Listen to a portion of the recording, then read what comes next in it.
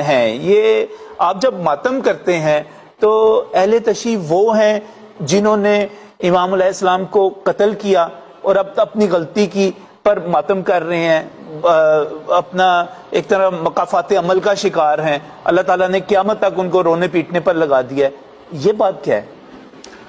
دیکھیں سوال تو یقیناً یہ ہر زد و عام خاص لوگوں کی زبان پہ ہے اور یہ اعتراض ہے، لیکن اس کا جواب میں اگر کہوں تو بہت سخت ہے، مجھے بڑے احترام کے ساتھ ان چیزوں کو پیش کرنا ہوگا۔ حقیقت یہ ہے کہ شیعہ اسے کہتے ہیں جو ولایت علی ابن ابی طالب علیہ السلام اور ان کے 11 بیٹوں کی امامت کو مانتا ہو، ولایت کو مانتا ہو، وہ شیعہ ہے۔ اب ماننا اور عمل کرنا یہ لازم و ملزوم ہے۔ ایک آدمی دعویٰ کرتا اس پہ عمل نہیں کرتا تو اس کا مطلب یہ ہے کہ وہ جھوٹا دعویٰ ہے، ایک چیز تو یہ ہے۔ دوسری بات یہ ہے کہ ہم جب کربلا میں دیکھتے ہیں تو امام حسین علیہ السلام کے قتل میں سب سے آگے جو شخص کھڑا ہے عمر ابن سعد ابن ابی وقاص۔ ابی وقاص کون ہے؟ عشرہ مبشرہ کے اس صحابی کا بیٹا جو امام حسین علیہ السلام پہ سب سے پہلا تیر چلا رہا ہے۔ اب میں اس کو شیعہ کہوں گا؟ نہیں، میں وہی عرض کروں گا کہ اگر ہم شیعہ سنی کی اصطلاح سے نکلیں اور آئیں حسینی اور یزیدی کی اصطلاح میں تو ہمارے لیے بہت بات کرنا آسان ہو جائے گا، سب سے بہتر پیغام، یہ بات اور آسان ہو جائے گی۔ رہ گیا معاملہ اسی طرح قاضی شریح، کوفہ کا سب سے بڑا قاضی تھا، حضرت عمر رضی اللہ تعالیٰ عنہ کے دور میں بطور ایک قاضی متعین ہوا، حضرت عثمان رضی اللہ تعالیٰ کے زمانے میں قاضی رہا، حضرت علی علیہ السلام کے زمانے میں وہی قاضی رہا، تینوں ادوار آ گئے۔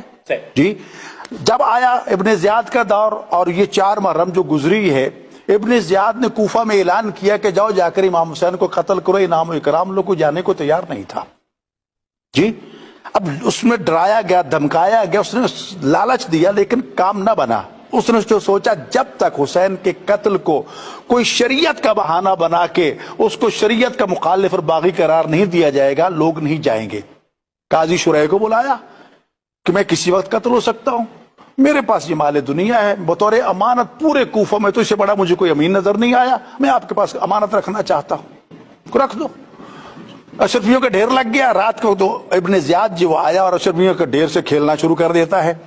قاضی شریح دیکھ رہا ہے، اس کی آنکھوں میں جب چمک آئی لالچ کی، قاضی یہ سب کچھ تیرا ہو سکتا ہے، ایک کام کر دو، قتل حسین کا فتویٰ دے دو کہ وہ باغی ہے۔ اس نے کہا کوئی بات نہیں، لاؤ کاغذ، لکھ دیا کہ حسین نے خلیفہ بعد کے بغاوت کی ہے اور یہ باغی اور باغی قتل واجب ہے، لہذا کوفہ والوں نکلو اور جا کر امام حسین کو قتل کرو، امام حسین کو نعوذ باللہ قتل کرنا عین شریعت عین اسلام کے مطابق۔ کہا نہیں، اتنا کافی نہیں ہے، مسجد کوفہ کے محراب پہ جا کے اعلان کر دو، منبر پہ جا کے اعلان کر دو۔ جا کے اعلان کر دیا۔ ادھر لوگوں نے جب قاضی شریح کی زبان سے اور تحریر سے یہ فتویٰ لے لیا، یہ حکم لے لیا کہ قاضی نے، جج نے یہ فیصلہ دے دیا نعوذ باللہ من ذالک کہ امام حسین باغی ہے اور اس کا قتل واجب ہے، لوگ دھڑا دھڑ کوفہ سے نکلے۔ ادھر یہ کیا ہے؟ خاسرہ دنیا والآخرہ۔ ابن زیاد نے کہا جاؤ جاؤ، تم کون ہو؟ نہ دنیا ملی نہ آخرت ملی۔ تو اس قسم کے قاضی شریح جیسے کردار آج بھی موجود ہیں۔ کربلا میں امام حسین کو قتل کرنے والوں میں کم از کم 18,000 قاری قرآن اور حافظ قرآن تھے۔ ہم ان کو کیا کہیں گے؟ لالچ دنیا کے چند روزہ۔ امام حسین نے بار بار یہ تعارف کروایا کہ میں رسول اللہ کا نواسا ہوں، پھر انداز بدلا میں علی ابن ابی طالب کا بیٹا ہوں، پھر انداز بدلا میں رسول کے بیٹی فاطمہ کا بیٹا ہوں، پھر کہا کہ میں نے تمہارا کیا قصور کیا ہے، مجھے آزادی دے دو، میں سیدھا یزید کے پاس چلا جاتا ہوں۔ حسین علیہ السلام جنگ نہیں کرنا چاہتے تھے۔ ادھر اسی عمر ابن سعد ابن ابی وقاص کو رائے کی حکمرانی کا پروانہ مل چکا تھا، آرڈر ملا نہیں پہلے امام حسین کا مسئلہ حل کرو پھر جاؤ گے، نہیں چاہتا تھا جنگ کرے کہ نہ کرے۔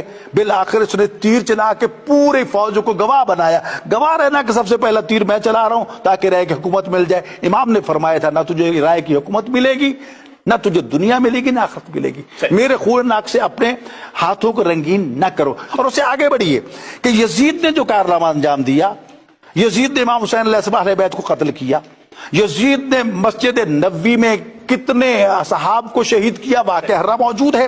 مسجد نبوی کے اذان و اقامت معطل ہو جاتی ہے، کچر گھوڑے باندھ دیے جاتے ہیں اور وہ مسجد نبوی کی حالت ہوتی ہے۔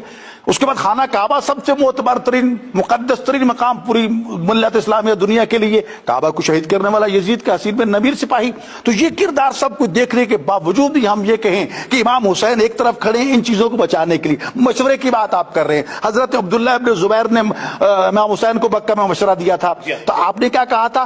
آپ اس حدود حرم سے نکل کے مسجد تنیم کے پاس، منزل تنیم کے پاس آ کر بیٹھ گئے تھے۔ فرمایا اگر ایک بالش یہاں سے باہر میں قتل کر دوں مجھے اور پسند ہے، اگر دو بالش اور دور جاؤ تو اور پسند ہے، کیونکہ میں نہیں چاہتا کہ میرے خون ناک سے یہ زمین امن جو ہے تباہ برباد ہو۔ امام حسین کعبے کو بچانے کے لیے خود قربان ہو جاتے ہیں، مکہ چھوڑ کے چلے جاتے ہیں۔ تو بات یہ ہے کہ یہ کہنا کہ شیعہ قاتل تھے فلاں قاتل تھے، یہ بات نہیں ہے۔ تو لہٰذا بات وہی آ جاتی ہے، یہاں پھر ہم وہ اصحاب و غیر اصحاب کی بات سے نکل جاتے ہیں۔ حسینیت اور جزیدیت، حسینیت اور جزیدیت، ظلم، بالکل صحیح۔ فیصلہ آج بھی ہم نے وہی کرنا ہے کہ امام حسین کی صف بھی کھڑی ہے، یزید کی صف بھی کھڑی ہے، ہم نے کس صف میں جانا ہے، بالکل صحیح۔ ناظرین